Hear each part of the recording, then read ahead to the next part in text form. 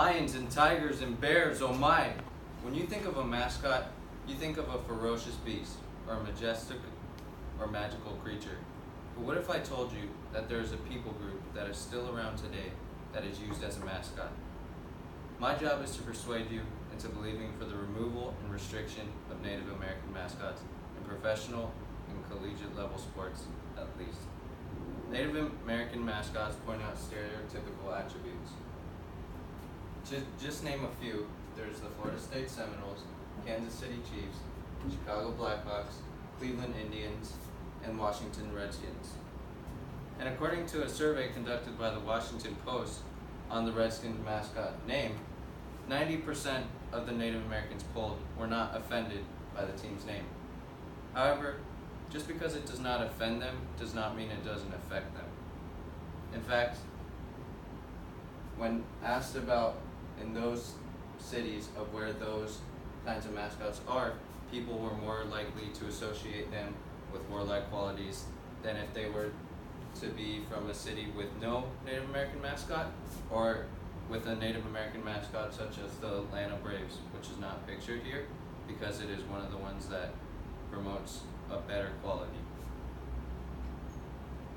And it is also not the proper sample size because that was just a small group, whereas the National Congress of American Indians has a website page dedicated to the ending of the era of harmful Indian mascots.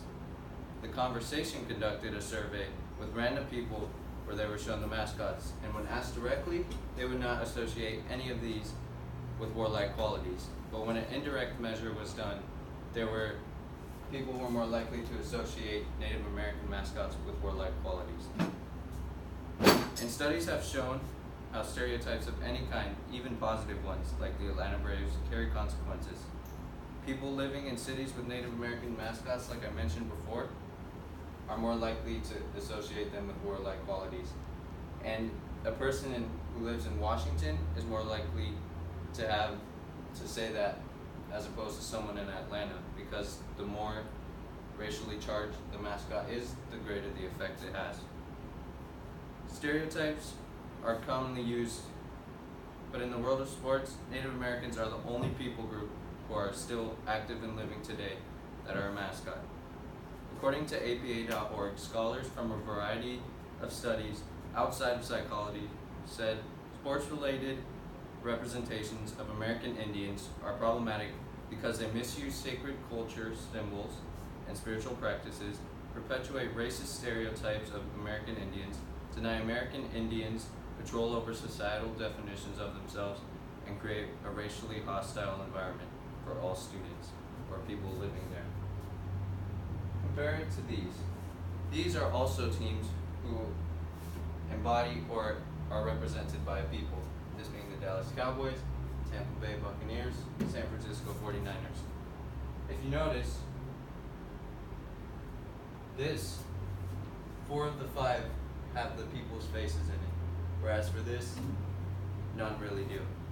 And this also shows that these people, the Cowboys, Buccaneers, and 49ers, were all people who lived in the past. And if you look at this, there are still Native Americans across the United States and across the world, really, today. The New Republic, on their website, has a racist meter of teams such as these that you can put in your team, and it says whether you should wear your jersey with pride or be ashamed. Emerald Insight suggests that this problem could be fixed by helping people realize that this problem is beyond political correctness and it's really a human rights issue. The Huffington Post also put out something about this topic, whether it's a tribute or a stereotype. And all the research that I've done points to show that 9 times out of 10, it is a stereotype and not a tribute. Native Americans have fought this issue for so long, and yet the change is subtle and slow. According to Molly Ostrom, there was a message sent out to several universities across the U.S. in 2005 so that they could be aware that they should change the names of their athletics mascot or logo. Besides the 2005 event, there has not been much else changed. Not as much has changed, except for the Board of Education of Oregon had sent out a similar message, but according to OregonLive.com, there's still a handful of schools resisting. The Cleveland Indians, one of the most offensive of the remaining Native American mascots, are changing their mascot, but will keep the name. Bogich noted that the commissioner of the MLB said that it is no longer appropriate for on-field use. There is change, but there is not urgency. Think about it. Would you want the people group that you are associated with to be in the same pool of names competing against animals? Native Americans are a group that are still alive today and should not even be joked or even in a professional setting be on the same field of play with animals. Personally, I believe if the leader of any of these organizations or leagues was of Native American descent, there would be change. But because the problem is still in debate about whether it's cultural, whether it's a political correctness or not, and because it does not affect the league owners or the league managers, there has been no change.